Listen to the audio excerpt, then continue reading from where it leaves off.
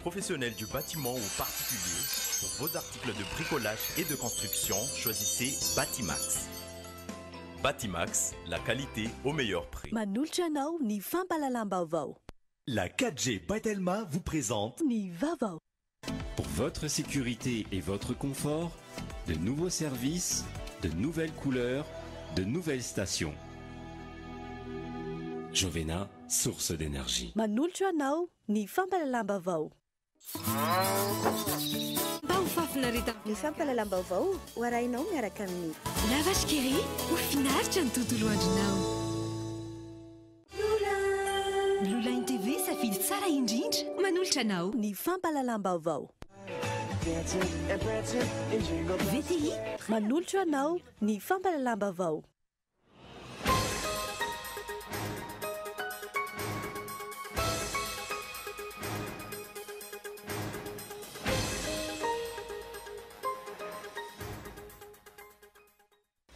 Herinandro izay no lasa taorian'ny fianianan'ny filoham-pirenena faharoa ny Repoblika fahaefatra Madagasikara. Herinandro nahitana sahady ny finiava mpitondra ho any amin'ny fanovana sy ny fampandrosoana ny Madagasikara. Tsy ho azon'ireo minisitra atao intsony ny mampaneny girofara, nizotra amin'ny lalana tsy azo olena ny sens interdit. Izay no nivoatra nandritra ny filan-kevitro ny governemanta ho Malarivo tao amin'ny lapam-panjakana Mahazo Arivo. Nitoy androany ny famindram-pahefana teo amin'ny minisitra teo aloha sy ny minisitra vaovao anatin'ny governemanta vaovao. Ny maraina teo, ny teo anivon'ny ministera ny fanabeazan'ny pirenena sy ny ministera ny fampianarana ambony sy ny fikarohana ara-tsiansa no nanatanteraka izany. Olona 7 ny maty hatreto vokatry ny fampitehan'ny toeram-pitrandrahana iray ao atsimo atsinanan'ny Brezila Lomaly. Misy 700 ireo tsy hita popoka, hoy ny tompona andraikitra any an-toerana. Nitarika fahasambana toeram-ponenana maro ihany koa ny fotaka mandrevo no entin'izany raha ny fanazavana trany. Ny andinidin'izay arahinao avy hatrany.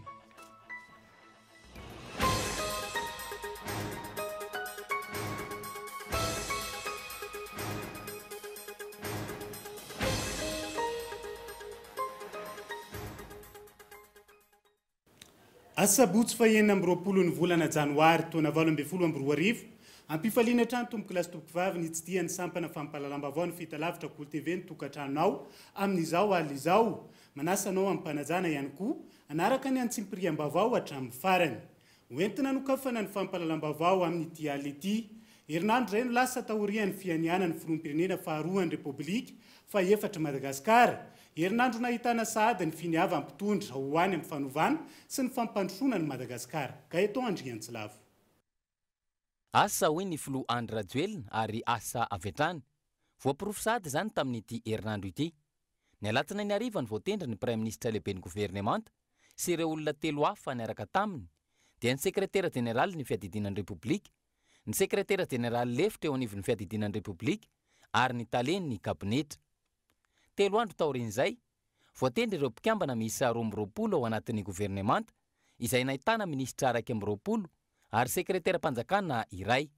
Ho mariky ny fititsiana sy ny tsy fandandanimpoana ny volam-panjakana, hoy ny filoham-pirenena manoloan'izany. Ireo ministra izay nambaran'ny filoham-pirenena hatrany fa mila miasa ary mila vokatra aingana. Efa fantatra ny velorano nataon'ny filoha tamin'ny vahoaka. Maika ho any amin'ny fampandrosoana isika, hoy ny filoha, teny avoloha, nandritra ny fandraisam-pitenena ny taorinina voatendry ireo mpikambana eo anivon'ny governemanta. Isy ny tombana na ny évaluation afaka enim-bolana raha ny nambarany ary fanarahana iray taona no ifanaovana amin'ny vahoaka. Tsy niandry ela akory, avy hatrany dia niroso tamin'ny famindram-pahefana ireo ministra ary efa vonona amin'ny fandraisana ny asa niaraka ny nanondrahana azy avy. Hita taratra amin'izany fa fiovana lehibe no entin'ny filoham-pirenena sy ireo mpikambana eo anivon'ny governemanta izay tarihin'ny Prime Ministre Christian Tsay. Midika izany fa miroso amin'ny fanovana ahafana mampandroso an'i Madagasikara isika ka tsy hiaina ao anatin'ny tahotra sy ny fahantrana lalina intsony ny vahoaka malagasy. Fanovana miainga any ambony izay tokony alainy rehetra tahaka. Ny ohatra tsara sehony lehibe tokoa no alainy rehetra tahaka. Amin'izay fotoana, ho toteny arekeny rehetra ireo lehibe raha toa ka manory sy mananatra ary azo antoka fa hitondrany amin'ny lalana tsara.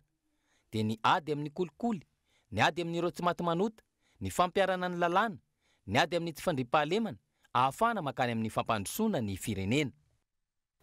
Eo amin'izay vaovao mahakasika ny toedrara-pirenena izay hatrany, Nytoandroany ny famindram-pahefana teo amin'ny ministra teo aloha sy ministra vaovao ao anatin'ny gouvernemanta Ntsay Christian ny maraina teo, ny teo anivon'ny ministera ny fanabeazan'ny Pirenena sy ny ministera ny fampianarana ambony sy ny fikarohana ara-tsiasa no nanatanteraka izany. Mampionona Rakotoarson. Taorian'ny famindram-pahefana nataony ministry ny fanabeazam-pirenena sy ny fampiofanana arak'asa ary ny fampianarana teknika vola haingo Marie Thérèse teny anivon'ny ministera ny fampianarana teknika teo aloha. Ny roso avy hatrany tamin'ny famindram-pahefana teo anivon'ny ministera ny fanabeazam-pirenena ihany koa ny tenany ny maraina teo. Nasongadiny nandritra ny lahateny nataony fa ministra manome lanja ny fifampiresahana ny tenany eo anatrehan'ireo mety ho olana sy ny fanatsarana ity sehatra ny fanabeazana ity. Mangataka antsika tamin'ireny interview maro be nataontsika mba oriny fanabeazam-pirenena no omegna antsika ho atao ministra ka namaly zany Andriamatoa Filoham-pirenena mba ho fangatahana fangatantsika fa zay no mahatonga zaho eto androany. Tsara tsindriana amintsika fa izany dia mpampianatra namanareo voagno mandrakariva hiara-miasa amintsika tsirairay. Manarak'izay fantatro ny olana, ny faniriana, ny etaetantsika atao anivon'ity ministera ity ka miteny amintsika eto androany fa vonona hiasa ankitsipo indrindra amin'ny fitiavana agnatin'ny fifandraisana milaminy satria ny fitiavana lehibe indrindra ka ataontsika ao anatin'ny fitiavana miasa rehetra ataontsika eto agnatin'ny fifampiresahana, firalahiana, firahavaviana mba ahafahantsika mahazo vokatra tsara ary mahomby. Nanatanteraka izany ihany koa ny maraina teo ny teny anivon'ny ministera ny fampianarana ambony sy ny fikarohana ara-tsiansa ny profesora Rasoa Zananera Marie Monique sy ny profesora Madeleine Félicité Rejo Fienena. Isan'ny lahara-pahamehana amin'ny ministra vaovao ny fanatsarana ny kalitao ny fampianarana sy ny fikarohana. Eo ihany koa ny ady amin'ny kolokolo eo anivon'ny ministera. Misy ny fanatsarana tokony atao hiarahantsika manao. Eo amin'ny lafiny fikarohana dia tokony koa hipetraka ny fikarohana ka ho fikarohana hampandroso, fikarohana amaly ny filana izay eo amin'ny fampandrosona ny firenena ka reo rehetra reo dia hiarahantsika misala izay ny fieritreritro azy ary indrindra ilay teboka anankiray izay solitako eto dia ataontsika hoe ilay misy zavatra tsy dia metimety loatra. Misy be dia be ny ataontsika mety fa misy koa zany amin'ny sehatra kolikoly. Ezahantsika ny ala amin'izany satria tsy mendrika an'izany itsika ety amin'ny fampianarana ambony sy ny fikarohana siantifika. Asa vetrany izany no manamarika manokana ity gouvernemanta miara-miasa amin'ny filoham-pirenena Andry Rajoelina ity. Targetra hatrany ao anatin'izany ny hafangainam-pandeha mitondra makany amin'ny fampandrosoana ny Madagasikara. Fa tsy ho azon'ireo ministra atao intsony mampaneno Girofara nizotra amin'ny lalana tsy azo alena ny sens interdit izay no nivoatra nandritra ny filan-kevitry ny gouvernemanta ho maly ariva tao amin'ny lapam-panjakana mahazo arivo. Fizoro Rafaly. Taoriny tsy maintsy nanovana ho lokomena ny takela-by mitondra ny laharan'ny fiara-panjakana baiko nomen'ny praiministra ary nataon'ireo mpikambana amin'ny gouvernemanta Sonia ho maly nandritra ny filan-kevitry ny ministra teny mahazo arivo ny tsy ahafahan'ireo ministra mampaneno Girofara intsony eny an-dalana na mampaneno Larsaona. Tsy ny azon'izy ireo atao ihany koa ny mizotra amin'ny lalana tsy azo alena ny sens interdit tafiditra anatin'ny fahaiza mitondra tena sy ny fanovana tiana entina amin'ny fitantanan-draram-panjakana araka ny baikon'ny filoham-pirenena izany ho ny praiministra ary tokony ho modely amin'izany ny mpikambana ao anatin'ny gouvernemanta. Ho an'ny rehetra fanehoana fahavonona na mpanjakany ny fitoviana sy ny tsy fitanilana ary ny fifanajana izao fanapahan-kevitra noraisiny izao. Fa tsy sakana amin'ny fanatanterahana ny asa natomboka ny fanapahan-kevitry ny fitondram-panjakana amin'ny fomba natanterahana ny fifidianana manaraka hono teo anivon'ny Senia azo tanteraina na sarotra aza ny mety hampiarahana ny fifidianana solombavam-bahoaka sy ny fifidianana kominaly raha toa ka misy ny amena ho hiatrany ny fanazavana. taoriany fifidianana filoham-pirenena isany didy goavana miandry ny vahoaka malagasy ny fiatrehana fifidianana fisolombavambahoaka sy ny kaominaly asa miandry ny seni ihany koa ny fikarakarana izany nanambara ny filoha nasionaly nyity vahomeram-pirenena maleo tena misahana ny fifidianana ity manoloana ny mety hampiarahana ireo fifidianana roa ireo fa vonin'izy ireo ary azo tanterana izany na misy aza ny fahasarotana eo amin'ny lafiny teknika. Sarotra ny fomba ahafahantsika manatotosana izay zavatra satria eritrereto fa samy élection de proximité anankiroa na ny communal na ny législative kanefa ny rehefa ohatra ny kia tsy misy zavatra tsy vitany seny rehefa ohatra ka mandrilika izy zany dia vitany foana rehefa ohatra ka fa sarotra dia sarotra zany élection zany satria eritrereto fa na ny bulletin na ninona dia zavatra samy hafa nefa de proximité miovaova daholo arakaraka ny circonscription le izy. Mbola tsy fantatra mazava hatreto ny daty anatanterana ny fifidianana solombavambahoaka sy ben'ny tanàna. 90 andro mialohan'ny datim-pifidianana kosa no voalazany lalàna amoahany fitondram-panjakana ny didy fiantsoana-mpifidy. Andrasan'ny mpanara-baovao sy ny vahoaka malagasy ny havitany izany ao anatin'ny filamenana tanteraka. Itontolon'ny fampianarana any amin'ny faritra Nosy sy ny hoentina aminao anatin'ny fandaharana lalimy rampitso amin'ny fito arivo. Ankoatran'ny tsy fananana anisan'ny olana fototra eo amin'ny fampianarana ny toerana ny fampanambadiana mialoloatra ny ankizy indrindra zatovavy handeha anaraka ny sombin'izany sika. Isan'ireo efa niaina tao anatin'ny fanambadiana raha mbola tao anaty fianarana ireto tovovavy ireto ary efa niteraka niverina an-tsekoly indray izy ireo taty aoriana. So tamin'ny taona firy no nianatra farany? Tamin'ny 2014. Dia zao ianao firy aminy? Dia efa nanina ianao no nijanona? Dia niteraka eky. Teraka nafanivesy zany mijanona raha dia misy anakiresy mianatsy amizay raha hoe mianatsy ndraiky. Aiza zany mizaza zao? Atanàna Tobebeka. Resy lahatsa zaraha nianjy fanifianarana ny lovatsara amizay. Tamin'ny 2002 tamin'ny alako classe 3e. Le tsy fahampiatire aman'izay ny alako le fara mizara nafa ny say fialana le lasy nanambany le amatidiny ataotsy nianatsy raha.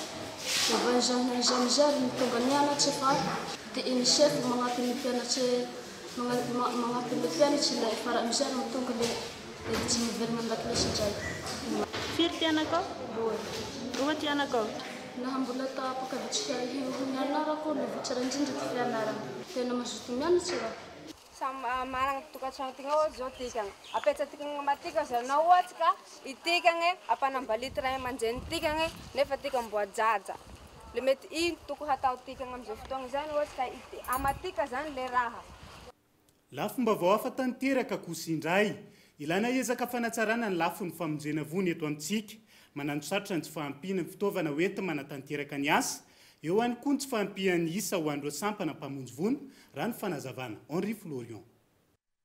Araka ny fanadiadina natao teny anivon'ny sampana mpamonjy vono maro ny olana sy ny zava-mitranga izay tsy afahan'izy ireo manatanteraka ny asany amin'ny antsakany sy andavany. Ilana fihezana tanteraka nefa izany rehetra izany raha nitatitra amin'ny zava-nisy eo anivon'ny sampana mpamonjy vono eto Antananarivo renivohitra manokana raha raiky amin'ny 700 ny fahamaizana ny tranga tamin'ny taona 724 tafakatra 420 izany tamin'iny taona 2024 iny. Manano sarotra ihany koa ny tsy fampian'ireo sampana mpamonjy vono raha pompe iray ho an'olona 700 ny fenitra iraisam-pirenena tafakatra avy izany raha ny eto amintsika manokana izany hoe pompe iray ho an'ny olona 500.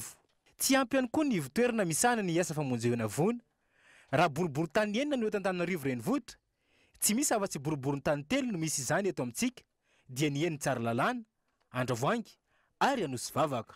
Olana goavana ihany koa ny tsy fampian'ny toerana fanovozan-drano eto amintsika raha ny zava-misy eto Antananarivo renivohitra manokana tokony 500 ireo toerana fanovozan-drano izay tsy misy afa-tsy 400 izany ankehitriny raha 900 izany tamin'ny taona 2000. Ilaina araka izany ny fanamafisana ny fanentanana ny vahoaka tsirairay avy amin'ny fitrangan'ny loza.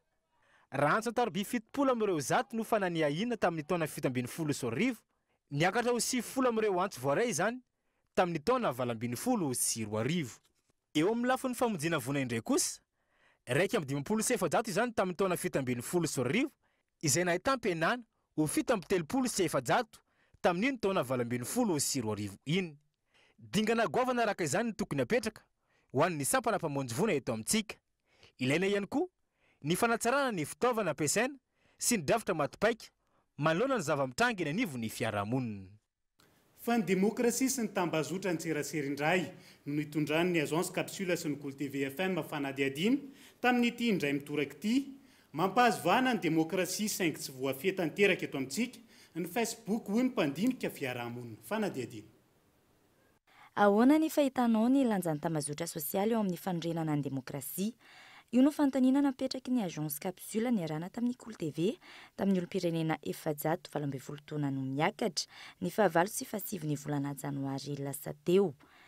13 nanontaniana namaly fa manampy ny fametrahana ny demokrasia satria malalaka ny faneho-kevitra. 17 kosa no laza fa fahavalon'ny demokrasia ny tambazotra sosialy satria mandrangitra fankahalana eo amin'izay tsy mitovy hevitra. Hatreto azo lazaina mbola tsy voafehy tanteraka izay tambazotra tserasera izay eto amintsika. Satria taratra le hoe fahalalana miteny mampita vaovao dia hitantsika fa nisy fotoana tena nahitana zavatra be dia be mihitsy ny Facebook zay veriko hoe lafy tsara ny ary mieritreritra fa mbola hitoy izay zavatra zay eo amin'ny demokrasia fa tena ilaina mihitsy mantsy le fahalalana dia le Facebook anisan'ny fitaovana anankiray fa marina tokoa fa rehefa tena jerena koa nefa dia tsy dia izay loatra foana ny zava-misy fa misy ihany karazan'olona izay manely vaovao tsy marina na manindraindra hoana moa zany fomba fijery maherisetra ao anatin'ilay izy dia amin'izay lafin'izay ary tsy vitsy ireo olo ireo dia tena mety ho tandodomondozay ihany tokoa aloha zany le demokrasia ao anatin'ilay izy. Jerika anazy aloha tena ohatrany efa mandeha ho azy sisa aloha ilay izy fa mbola tsy tena voafehy tsara. Miankina amin'ny tsirairay amin'ny ankabeny no ahafahana mame izany. Fihezana tsinona tsy tena fifehezana loatra no tokony hitranga fa fifampifehezana. Aza adino fa ao anatina tontolo na fanatolontsika zany sao mondialisation. Koa misy foto-kevitra ngeda be dia ny fahalalahana dia sarotra be ny fian'izany ohatra ny vidin-javatra ihany tsy afaka tenena hoe fihezo fa miainga avy ny fanabeazana ny rehetrarehetra zany le izy. Dia tsy dia misy hoe fifehezana ahoana moa zany le Facebook afa-tsy ohatra nga hoe nisy nanompa olona na ohatra an'izany dia iny moa efa misy dispositif fahalalana zany miteny an'iny dia efa reny hitantsika reny zany ny fipetrany raisin'ny izay voakasika le izy. Lohahevitra hafa izay niarahana tamin'ny agence capsule hatrany no entina aminao raha mpitso anatin'ny fampahalalam-baovao.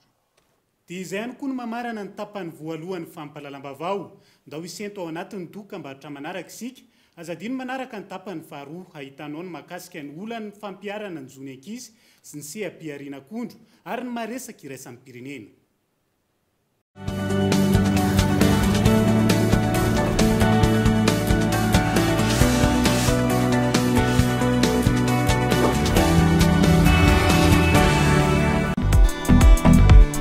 La route ne sera plus jamais la même avec Jovena. Vivez de nouvelles expériences. Faites confiance à la qualité de nos carburants premium et à la sécurité de nos cartes de paiement Énergie Plus. Profitez de nos grands espaces de stationnement et de tous les services dont vous auriez besoin. Venez découvrir nos nouvelles boutiques. Faites-vous plaisir avec une pause bien méritée dans nos points chauds. Pour votre sécurité et votre confort, de nouveaux services, de nouvelles couleurs, de nouvelles stations. Jovena, source d'énergie.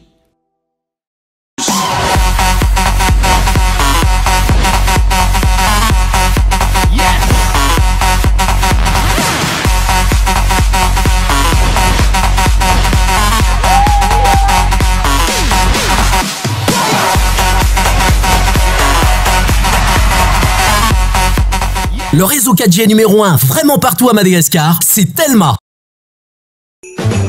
VTI, une société de conception, de fabrication, d'installation de portes et fenêtres en aluminium, volets roulants, rideaux métalliques, vérandas, ainsi que vente de vitres étoiles, vous propose la gamme de produits adaptés à votre projet et budget. Et rendez-vous chez VTI à environ 150 mètres de Galanat à la Tamati.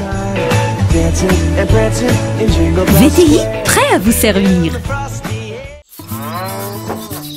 Misava-baovao indray ao anatin'ireo lavashkiri ankafizinao.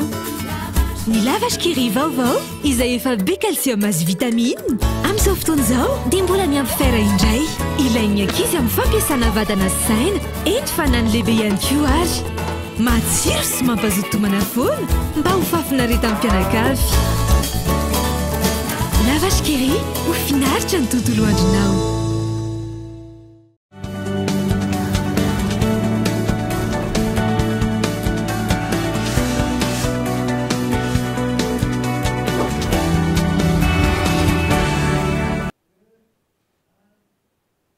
Tonga soa atao anatin'ny tapany faharoa ny fampahalalam-baovao Pôly TV amin'izao alizao.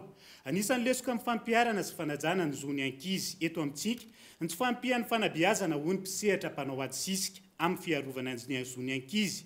Fepetra maro tokony arahana amin'ny fikirakirana serasera mahakasika ny ankizy ihany koa ny tsy voahaja. Ankilany sakana amin'ny fampiarana ny lalàna ho an'ireo tratra manao eloka ny tsy fisihany tsy maty manota. Fizoro Rafaly.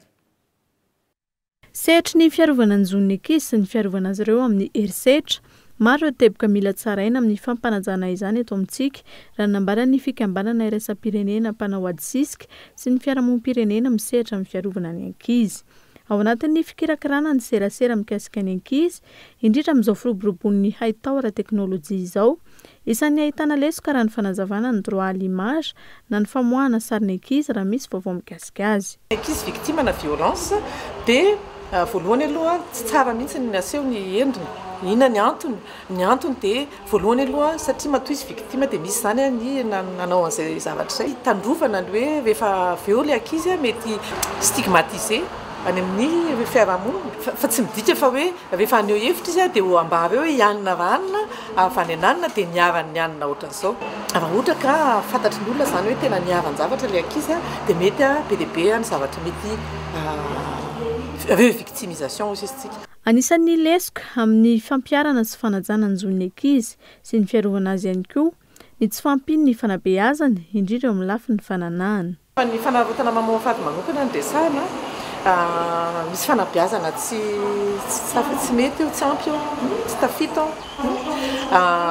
Fanomezana an'ireo hafatra tokony ampitaina amin'ny ankizy mahakasika ny fiainana amin'ny ankapobeny, ny momba ny fananahana sy ny sisa izay tsy fantany akory fa dia satria eto amintsika fivesahana fananahana anaty tokantrano any mbola somary tsy dia tena misokatra loatra amin'izay zany ny ray aman-dreny kanefa rehefa tsy miresaka ianao any tokantrano dia izy ny malala any ivelany izy ny malala dia nefa rehefa any ivelany tsy voatery ho marina avokoa. Ireny ankizy ireny ankizy mbola ao andalam-pivelarana dia mila filana dia avy amin'izay ny findeson'ny ankizy dia izay zavatra izay zany izay tokony andresena lahatra ny olona rehetra mahakasika andeson'ny ankizy. Ankoatra izay, maro ireo lalàna ny ekena sy ny siniavin'ny Madagasikara ho arahana ampanajana ny zon'ny ankizy eto amintsika. Anisan'ny sakana ho an'ny fampiarana izany anefa ny fisiany tsy maty manota noho ny fanjakany ny kolikoly indrindra raha tonga eny anivon'ny fitsarana ny raharaha mahakasika ny herisetra miatra amin'ny ankizy.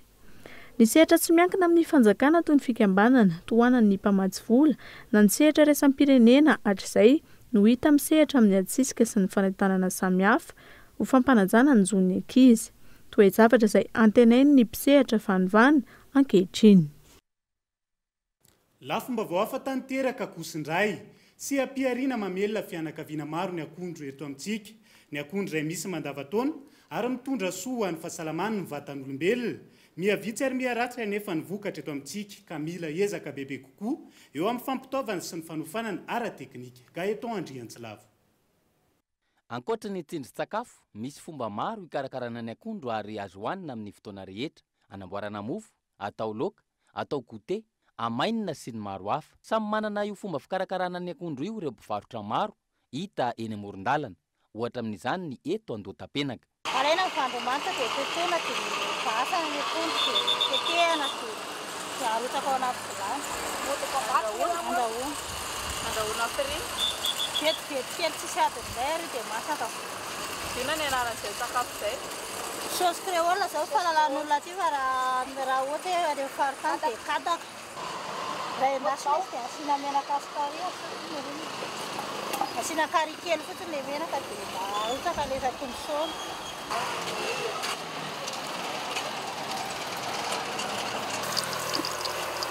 Reheronjato zany efa masamasaka sa hoe Misy mandavataona ny akondro ary ahitana azy avokoa manerana nosy raha ny eto Madagasikara manokana. Ankoatra ireo vitamina sy calcium ao aminy, mitondra vokatsoa maro ny akondro hoy ny mpitsabo, ary mampidina hatrany amin'ny 700 ny areti-po ny fihinanana azy. Rehefa misy zany ny fahaverezany raha dia ny fihinanana akondro no tena zava-dehibe, tena ilaina. Manarak'izay ny akondro kokoa dia ilan'ny fitaovam-pihinanakantsika olombelona satria ny ahoana rehefa misy ny fivalanana dia tsara mihinana akondro dia tsy dia miaina ny fivalanan'ny olona ray. Manarak'izay ny olona mpihinana akondro dia voapirofo ara-tsiantifika fa tsy dia constipé loatra. Manarak'izay eo amin'ny vavonitsika eo ny akondro dia tenenina amin'ny teny vahiny hoe antiacide naturel, afaka mampitonitony ny aretin'ny vavony, calmer ny douleur na estomac, mikalme amin'ny propriété ny antiacide, misoulager na hoe mampijanjanona kokoa ny brûlure intestinale. Manarak'izay ho an'ireny le olona le mando lava voamaraina ireny na hoe maloloha voamaraina dia tsara mihinana akondro satria ao amin'ilay akondro misy an'ilay zavatra mamy, misy an'ilay siramamy hoentiny dia iny mirégulariser ny toana sucre any amin'ny raha dia mahatonga an'ilay olona anankiray tsy maloloha voamaraina. Zavatra ao anatin'ny akondro dia tsara ny akondro ho an'ny olona manana olana amin'ny resaka areti-po hoe le manao an'ireny le crise cardiaque reny, ary voapirofo eran-tany fa ny olona mpihinana akondro dia tsy voa amin'ny crise cardiaque noho ny olona tsy mihinana akondro. Mampidina hatrany amin'ny 700 isan-jato ny risque ny cardiaque ny fihinanana akondro. Se ampiariana ahafahana mivelona ny fambolena akondro, miainga hatrany amin'ny mpamboly, mpitatitra ary ny mpivarotra. Ny taona 2026 loha laharana tamin'ny fanondranana akondro i Madagasikara ary natratra hatrany amin'ny 4 hectotona ny vokatra teto amintsika. Nidina hatrany amin'ny 7,3 hectotona izany ny taona 2024 raha ny tarehimarika nomen'ny FAO. Amin'izao fotoana 9 tona isaky ny hektara monja ny vokatra eto amintsika raha toa ka 100 tona isaky ny hektara ny an'ny firenena hafa. Midika izany fa mila ezaka goavana ahafana mampiakatra ny vokatra akondro eto Madagasikara. Vaovao ny fanatanjahantena kosa indray, nifindra ao amin'ny ekipa ny US Sainte-Marienne atsy La Réunion ijaho tombo Bourahim izay mpilalao any Knap Sport vita ny fiandohan'ny herinandro teo ny fifanaovan-tsony teo amin'ny Rontonta. Henri Florian. Fantatra ankehitriny fa lasa nifindra atsy La Réunion ijaho tombo Bourahim, fantatriny maro amin'ny anarana hoe Boura izay mpilalao amin'ny Knap Sport itasy. Araka ny fantatra ho ao amin'ny klubany US Sainte-Marienne ny lehilahy amin'ny taona mpilalao 720 ity.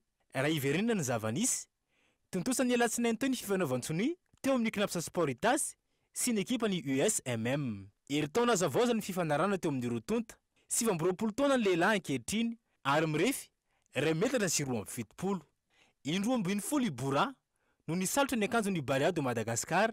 Efa maro ihany koa ireo fifananana raisam-pirenena natreny natao amin'ny ekipa ny Knap Sport, indrindra fa teo amin'ny ekipa-pirenena malagasy. Iara ilalao amin'ny andro sy Gladison ary Fabrice izay samy manana ny lazany ao La Réunion araka izany i Boura amin'ny taona mpilalao 720 ity.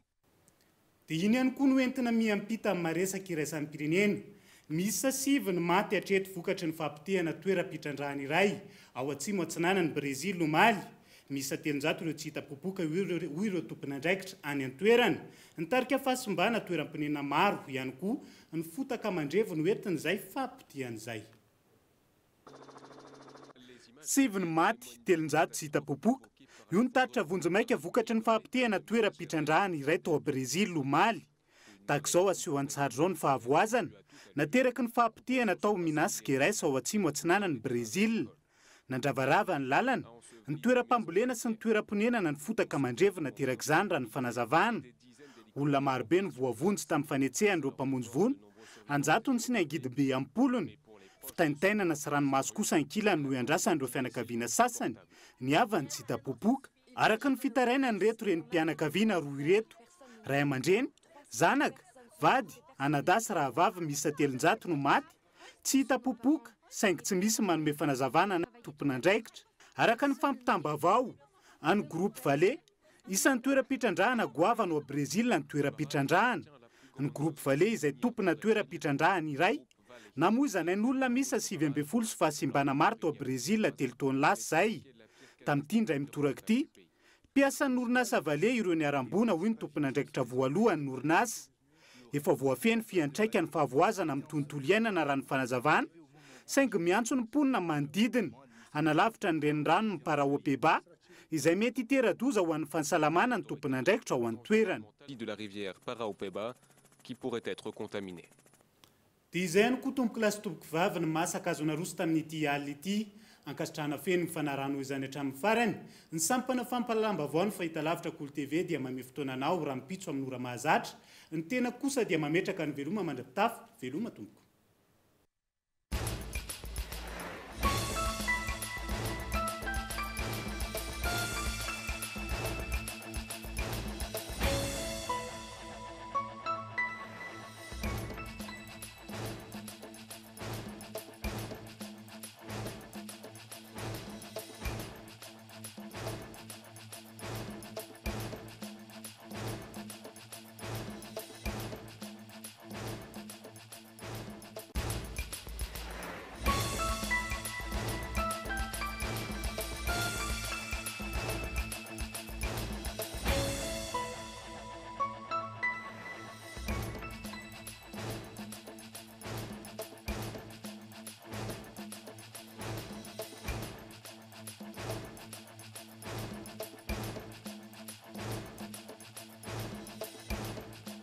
La 4G Batelma vous a présenté Ni Vavao.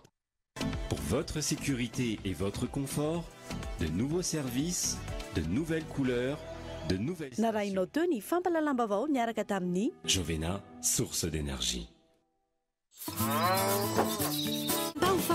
Narainao teo ny fampalalam-baovao miaraka tamin'ny La vache qui rit, ho finaritra ny tontolo andronao.